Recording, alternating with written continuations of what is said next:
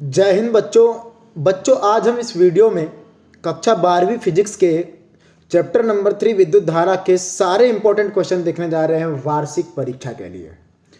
बच्चों ये chapter number जो 3 है वो इकाई 2 के अंतर्गत आता है और इकाई 2 जो है ना आपके लिए बहुत ही ज़्यादा इंपॉर्टेंट इसलिए क्योंकि इस अकेले अध्याय से लगभग 10 नंबर का क्वेश्चन आप लोगों को पूछा जाने वाला है, क्योंकि सैंपल पेपर के अनुसार इस अध्याय से 1 नंबर के 3 क्वेश्चन, 3 नंबर का 1 क्वेश्चन और 4 नंबर का 1 क्वेश्चन पूछा जाने वाला है। इसका मतलब क्या है कि कुल मिलाकर लगभग 10 नंबर का क्वेश्चन सिर्फ एक ही चैप्टर से बनने वाला है। तो आज आप लोग ये सोचिए कि चैप्टर नंबर 3 जो विद्युत धारा है ये कितना आपके लिए इंपॉर्टेंट होगा। तो आज हम लोग देखने जा रहे हैं इस अध्याय में 1 अंक के प्रश्न, 2 अंक के, 3 और 4 अंक के सारे इंपॉर्टेंट प्रश्न आप लोगों को मैं बताने जा रहा हूं। मेरा नाम है मुकुंद यादव, मैं आप सभी का यादव सर पीसीएमबी क्लासेस में स्वागत करता हूं। टाइम को ना गवाते हुए मैं जल्दी से आप लोगों को क्वेश्चन की तरफ लेकर चलता हूं। तो चलिए सबसे पहले देखेंगे हम लोग सही विकल्प से स्टार्ट करेंगे, उसके बाद क्रम अपना आगे बढ़ते जाएगा। सही विकल्प, खाली स्थान है ना, इनके अनुसार अपन लोग चलते रहेंगे। तो सबसे पहले क्वेश्चन की तरफ चलते हैं। तो पहला क्वेश्चन है किसी चालक में विद्युत का प्रवाह होता है, तो बेटा इसका जवाब आएगा मुक्त इलेक्ट्रॉनों के कारण। ठीक है। दूसरा है कि एम्पियर जो है मात्रक है किसका, विद्युत धारा का। कौन सा संबंध सही नहीं है बताइए जल्दी से। प्रतिरोध का मात्रक ओम होता है, सही है। आवेश का मात्रक कूलाम होता है, ये भी सही है। विद्युत धारा का मात्रक एम्पियर होता है, ये भी सही है। तो अपना गलत आंसर कौन सा है, डी वाला, क्योंकि प्रतिरोधकता का जो मात्रक है ओम मीटर होता है, ना कि डिग्री प्रति डिग्री सेल्सियस, है ना। तो चौथा वाला ऑप्शन जो है आपका इसका राइट आंसर आएगा। अब देखिए चौथा क्वेश्चन, किसी चालक का प्रतिरोध निर्भर नहीं करता है। तो चालक की लंबाई पर तो करता ही है, चालक के अनुप्रस्थ परिच्छेद पर भी निर्भर करता है, चालक के पदार्थ की प्रकृति पर भी निर्भर करता ही है। तो किस पर निर्भर नहीं करता, वो जो डी ऑप्शन है लगाए गए विभवांतर पर डिपेंड नहीं करता। सीधे आगे देखिए आप लोग पांचवा क्वेश्चन, R1 और R2 प्रतिरोध के प्रतिरोध दो तार जो है ना समांतर क्रम में जोड़े गए हैं, उनका तुल्य प्रतिरोध जो R है वो R1 से छोटा होगा क्या या R2 से छोटा होगा क्या। तो बेटा यहाँ पर जो तुल्य प्रतिरोध R जो है ना वो R1 R2 दोनों से ही छोटा होता है, याद रखेंगे। मतलब इसका ऑप्शन नंबर सी इसका आंसर आएगा।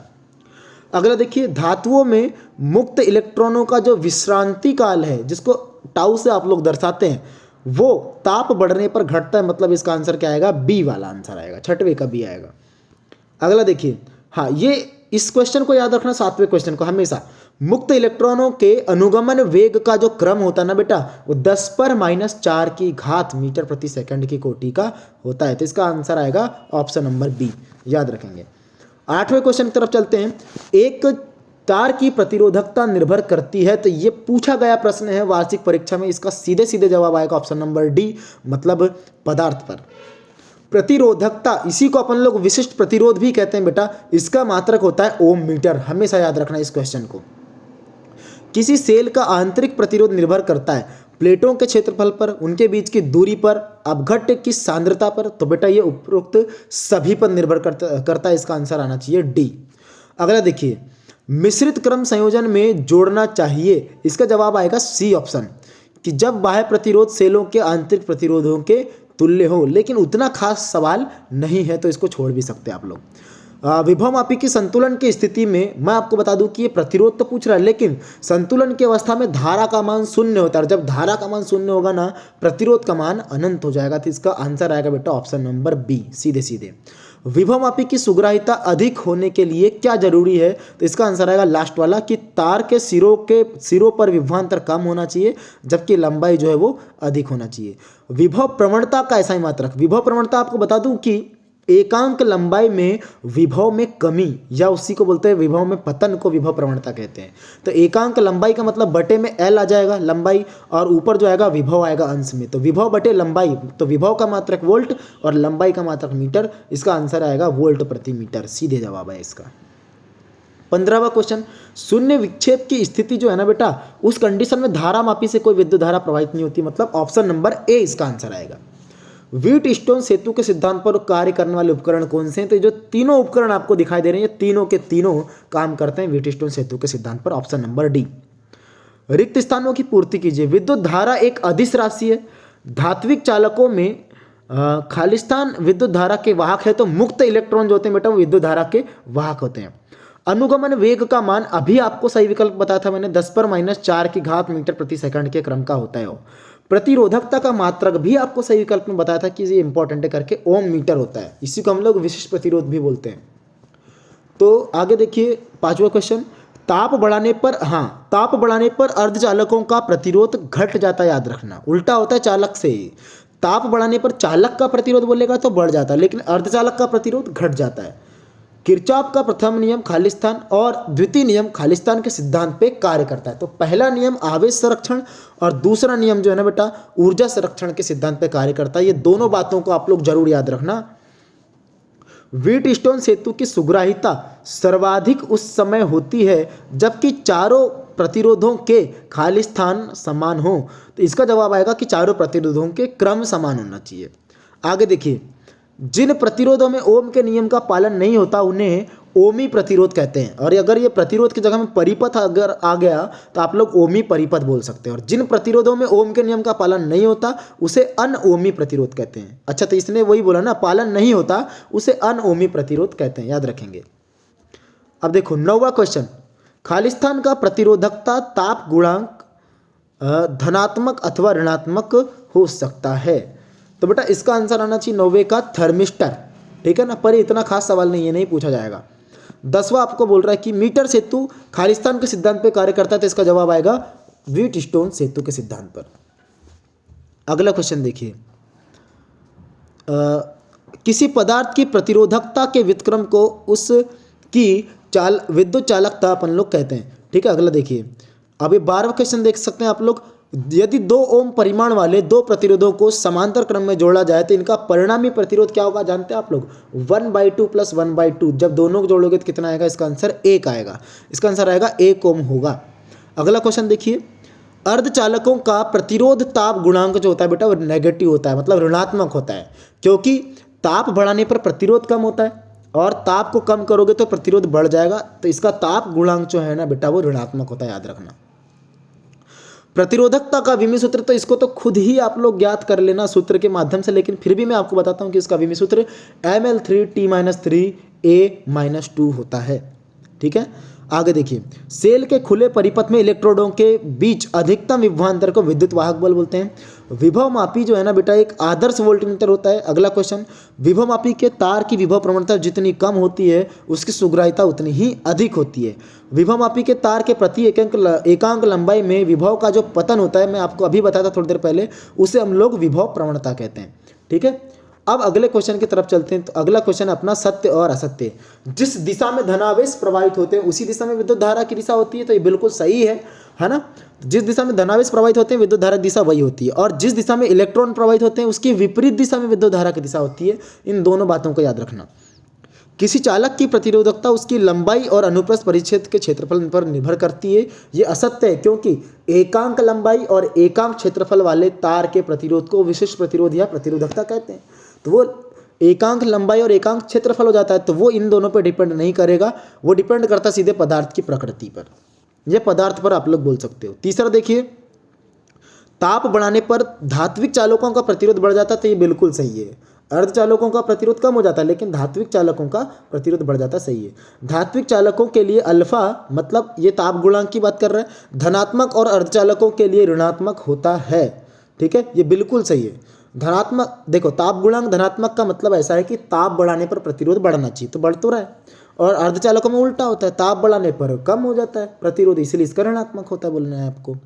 अगला देखिए, मीटर सेतु में पहले धारामापी की कुंजी को बाद में सेल के कुंजी को दबाना चाहिए, तो ये असत्य आ जाएगा, ठीक है। 6वां क्वेश्चन देखिए, व्हीटस्टोन सेतु की संतुलन की स्थिति में सेल और धारामापी की स्थितियों को परस्पर बदल देने पर संतुलन बिंदु जो है वो प्रभावित हो जाता है, तो ये असत्य आ जाएगा। 7वां क्वेश्चन देखिए, ओमी प्रतिरोध के लिए VI वक्र, मतलब विभवांतर और धारा के बीच में खींचा गया ग्राफ सरल रेखा होता है, बिल्कुल सही है। ये इंपॉर्टेंट भी आपके लिए 7वां क्वेश्चन, ठीक है। 8वें का आंसर सत्य आएगा, आप लोग इसको पढ़ लेना 8वें को, ठीक है। 9वां क्वेश्चन जो है क्या बोल रहा है, प्रतिरोधों के श्रेणी क्रम संयोजन में तुल्य प्रतिरोध का मान संयोजन में उपस्थित प्रत्येक सेल के प्रतिरोध के मान से कम होता है। तो ये बिल्कुल असत्य है, क्योंकि बेटा जो R का जो मान है वो R1 + R2 होता है, तो ये तो असत्य आ जाएगा, कम होता है करके बोल दिया, जबकि वो अधिक होता है वो। ठीक है, चलिए उसके बाद मैं आपको सीधे सीधे लेके चलता हूँ किस पर, 11वां सवाल अभी मैंने आपको बताया था थोड़ी देर पहले, है ना। तो ये 11वां सवाल असत्य आ जाएगा, क्यों आ जाएगा मैं बता चुका हूँ अभी थोड़ी देर पहले ही, देखो। ठीक है, अब फिर देखिए 12वां क्वेश्चन, उच्च वोल्टेज प्राप्त करने के लिए सेलों को समांतर क्रम में जोड़ना चाहिए, तो बेटा ये गलत है। ठीक है, असत्य आ जाएगा। अगला देखिए, सीधे आप लोग चलो 15वें क्वेश्चन पे, प्राथमिक परिपथ में लगे सेल के विद्युत वाहक बल को नापे जाने वाले विद्युत वाहक बल से सदैव कम होना चाहिए, तो ये असत्य है। ठीक है, और आगे देखिए 16वां क्वेश्चन, विभवमापी के तार एल्यूमिनियम का बना होता है या तांबे का बना होता है, तो ये असत्य है, वो मैग्नीन का तार रहता है। आगे बढ़ोगे, ये सही जोड़ी आपको दिखाई दे रही होगी। ओम का जो नियम है, ओम का नियम बेटा आप लोगों को बताएगा किस किस में संबंध, बताओ जल्दी से, विभवांतर और धारा में संबंध। किरचॉफ का जो नियम है वो जटिल परिपथ के लिए बना हुआ है, तो इसका आंसर आएगा ई। तीसरा जो है क्या, व्हीटस्टोन सेतु का सिद्धांत जो है ना बेटा, वो क्या करता है, प्रतिरोधों का मापन करता है, अज्ञात प्रतिरोध ज्ञात करते हैं ना उससे अपन लोग, इसलिए। चौथा जो है, केमरलिंग ओन्स ने खोज किया था, अतिचालकता की, केमरलिंग ओन्स है इसका नाम, तो ये अतिचालकता की खोज किया था इसने। साइमन का एक ही ऑप्शन बचा हुआ, विद्युत चालकत्व। ठीक है, आगे बढ़ेंगे, मतलब उसका मात्रक होता है वो साइमन। आगे देखिए, विद्युत धारा का मात्रक एम्पेयर होता है, प्रतिरोध का मात्रक ओम होता है, प्रतिरोधकता का मात्रक कई बार आ गया देखो ओम मीटर होता है, ताप गुणांक का मात्रक प्रति केल्विन हो जाएगा, और विद्युत वाहक बल का मात्रक जो होता है वो वोल्ट होता है, याद रखेंगे। ओम का नियम सीधे सीधे option number C, V = RI बोलो या R = V/I बोलो, है ना।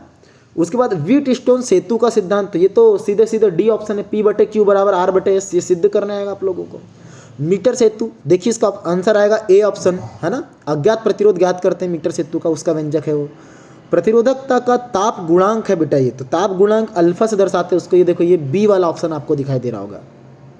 उसके बाद देखिए श्रेणी क्रम संयोजन में तुल्य प्रतिरोध, ये सीधे सीधे तुल्य प्रतिरोध होता है R1 + R2 + R3, ये सब रहता है।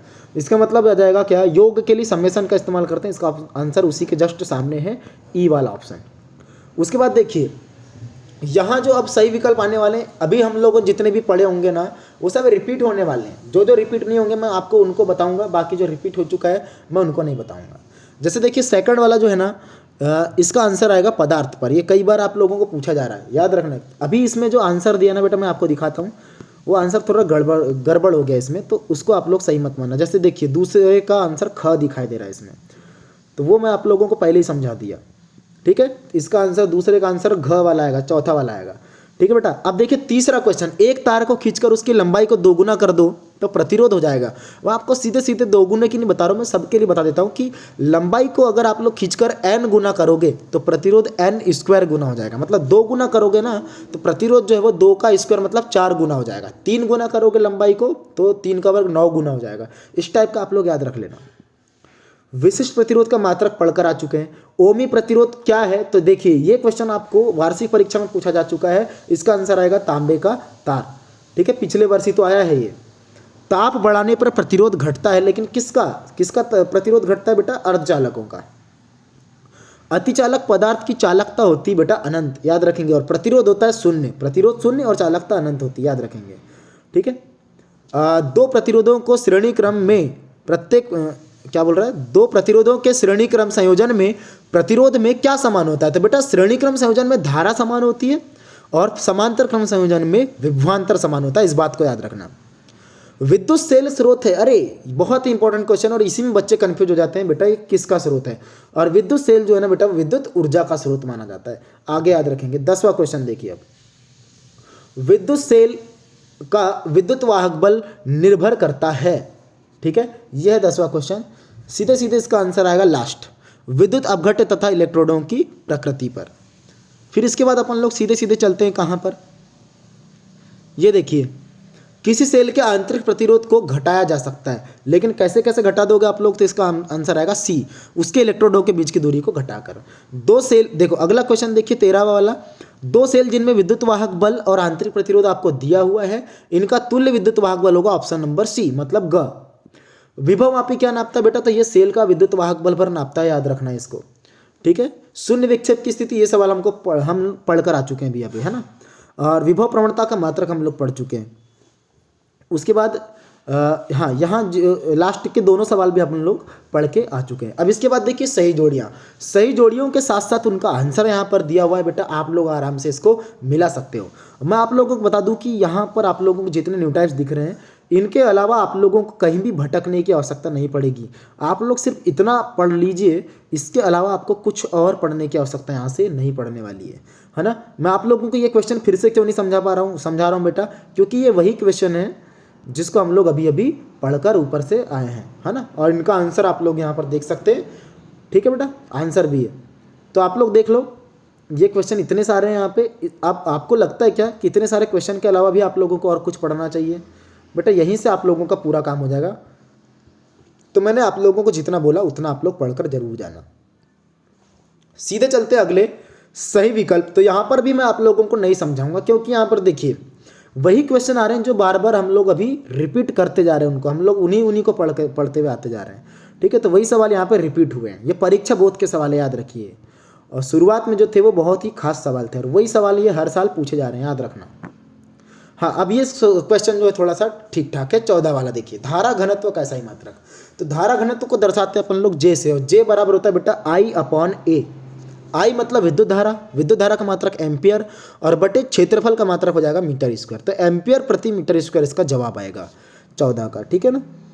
रिक्त स्थानों की पूर्ति कीजिए। देखिए इनका आंसर आप लोगों को सीधे सीधे दिखाई दे रहा होगा, यहाँ पे सारे इंपॉर्टेंट है यहाँ से। और वैसे भी लास्ट वाला सवाल आ चुका है, धारा घनत्व का SI पद्धति में मात्रक लिखिए, ठीक है। 2020 में भी दिखाई दे रहा होगा। और देखो ये 14 वाला क्वेश्चन सही विकल्प का है, वो 2023 में भी आ चुका है। तो ये सब ये आप लोगों को पढ़ना जरूरी है। देखिए यहाँ पे सही जोड़ी आप लोग यहाँ से मिलान कर लेना। एक शब्द में उत्तर आपके सामने है, और इन सभी के आपको आंसर भी यहाँ पर आपको दिया हुआ है, तो आप लोग मिला सकते हैं, ठीक है। अनुगमन वेग पर ताप का क्या प्रभाव पड़ता है, ये सन 2023 में आ चुका है। इसका आंसर आप लोग यहाँ से देख सकते हो। अब देखो आगे सत्य असत्य भी आप लोगों को दिया हुआ है। अब देखिए बड़े क्वेश्चन की बात करते हैं, थोड़ा 2 अंक 3 अंक 4 अंक की सवालों की। तो यहाँ से आपको पढ़ना है अनुगमन वेग क्या है और धारा घनत्व की परिभाषा, इन दोनों की परिभाषा जरूर पढ़ना, और इन दोनों में संबंध भी आएगा, और वो बहुत ही इंपॉर्टेंट क्वेश्चन होगा, समझ रहे हो।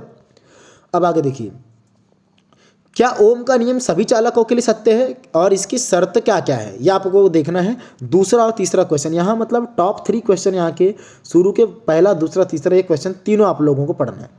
उसके बाद चौथा क्वेश्चन में आपको प्रतिरोध, विशिष्ट प्रतिरोध या प्रतिरोधकता, ऐसी ही छोटी छोटी जो परिभाषा होगी ना, चालकता, विशिष्ट चालकता, ये सब परिभाषा आप लोग पढ़ लेना। छोटी छोटी परिभाषा आपको जरूर पढ़ना है।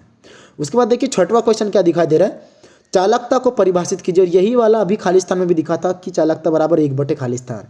तो वहाँ पे आप लोगों को क्या आंसर आएगा आपको पता चल गया होगा, ठीक है। विद्युत धारा की परिभाषा लिखी या सदिश है या अदिश, मात्रक, विमी सूत्र, सब आप लोगों को पढ़ना है। उसके बाद सीधे चलिए 9वें क्वेश्चन पे, ओम के नियम की 2 सीमाएं लिखिए। ये पूछा जा चुका है, देखिए है ना, वार्षिक परीक्षा में। किरचॉफ का वोल्टता का नियम मतलब दूसरे नियम की बात कर रहा है, समझ गए। तो ये दूसरा नियम भी आप लोगों को पूछा जा चुका है। इसके बाद सीधे आप लोग चलिए 12वें क्वेश्चन पे, चालक के प्रतिरोध को प्रभावित करने वाले कौन कौन से कारक हैं। तो इसको डिटेल में पढ़ना है, तो बहुत ही शॉर्टकट जानकारी दिया हुआ है। अभी देखते हैं आगे क्वेश्चन में शायद डिटेल में होगा, आपको इस क्वेश्चन को डिटेल में पढ़ के जाना बेटा, याद रखना। ओम का नियम क्या है और किसी चालक के प्रतिरोध को प्रभावित करने वाले कारक कौन कौन से हैं। तो देखिए फिर से रिपीट हो गया, चालक के प्रतिरोध को प्रभावित करने वाले कारक। तो हम लोग एक बार पढ़ेंगे ना अच्छे से, तो हर सवाल में आपका काम हो जाएगा। अब ओम के नियम में धारा और विभवांतर के बीच में ग्राफ बनाने का सवाल देखो 2023 में आ गया था, और कितना छोटा सा आंसर इसका, कैसा ग्राफ बनाना है आप खुद देख सकते हो। इतना नॉर्मल प्रश्न आप लोगों से पूछा जा रहा है। विद्युत सेल किसे कहते हैं, उदाहरण देना आप लोगों को, ये भी आप लोगों से पूछा गया सवाल है, ठीक है बेटा। अब आप लोगों को जो सवाल दिख रहा है ये वाला हमको नहीं पढ़ के जाना है, समझ गए। इसके बाद हम लोगों को देखना ये दूसरा क्वेश्चन बहुत ज़्यादा इंपॉर्टेंट है, अनुगमन वेग किसे कहते हैं, अनुगमन वेग और विद्युत धारा में संबंध। इसके अलावा अनुगमन वेग और धारा घनत्व में संबंध भी आप लोगों को जरूर पढ़ के जाना है। तो ये है देखो अनुगमन वेग और विद्युत धारा में संबंध, सबसे लास्ट में दिखाई दे रहा है आप लोगों को। और इसी के बाद सिर्फ 2 लाइन में कि J इज इक्वल टू मतलब धारा घनत्व बराबर विद्युत धारा बटे क्षेत्रफल, तो क्षेत्रफल से क्षेत्रफल कट जाएगा और धारा घनत्व का अनुगमन वेग से संबंध आप लोग निकाल सकते हैं। तो ये दोनों सवाल जरूर पढ़ के जाना, मोस्ट इंपॉर्टेंट सवाल है वो, 3 अंक में आप लोगों को पूछा जाता है वो, शायद 4 अंक में भी पूछ ले आप लोगों से। अब देखिए विद्युत वाहक बल और विभवांतर को आपको डिटेल में ही पढ़ना है और उन दोनों में अंतर भी आप लोगों को पढ़ना। देखिए 2023 में आपसे लोगों से पूछ लिया उसने, है ना, तो डिटेल में ही पढ़ना है, साथ में इनमें अंतर भी आप लोगों को पढ़ना ही है, समझ गए। इसके बाद देख लीजिए आप लोग सेल के आंतरिक प्रतिरोध की परिभाषा और ये इसको प्रभावित करने वाले कारक, प्रतिरोध को भी और आंतरिक प्रतिरोध को भी, ये दोनों सवाल आप लोगों को पढ़ के जाना है। उसके बाद देखिए इस क्वेश्चन को तो कभी भूल कर भी छोड़ना मत, इस क्वेश्चन को आप लोगों को जरूर पढ़ना ही है। ये पूरे इंपॉर्टेंट क्वेश्चन में सबसे ज़्यादा इंपॉर्टेंट क्वेश्चन है, कई बार पूछा जा रहा है ये। आंतरिक प्रतिरोध किसे कहते हैं, या उसके आप लोगों को आंतरिक प्रतिरोध का विद्युत वाहक बल विभवांतर से क्या बताना है, संबंध बताना है। तो ये क्वेश्चन आप लोगों को जरूर पढ़कर जाना है। 2-3 प्रकार से सवाल पूछता है ये। आंतरिक प्रतिरोध का व्यंजक ज्ञात कीजिए, तो भी आपको यही सवाल बताना है। आंतरिक प्रतिरोध विद्युत वाहक बल विभवांतर में संबंध स्थापित कीजिए, तो भी आपको यही सवाल बना के जाना है।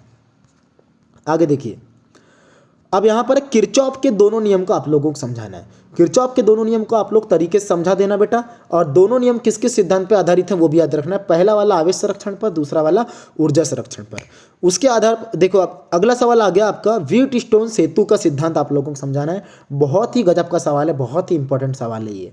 P/Q बराबर R/S यहाँ पर सिद्ध करना रहता है, ठीक है। तो ये सवाल, तो जो सवाल मैं आप लोगों को बता रहा हूँ बेटा जरूर पढ़ के जाना। देखिए मैं जिस सवाल की बात कर रहा था ना उसको डिटेल में पढ़ के जाना करके ये सवाल आ गया कि चालक के प्रतिरोध को प्रभावित करने वाले कारक कौन कौन से हैं। तो ये आप लोगों को ये क्वेश्चन एकदम ज़बरदस्त डिटेल में आप लोगों को एकदम पढ़ के जाना है, समझ गए।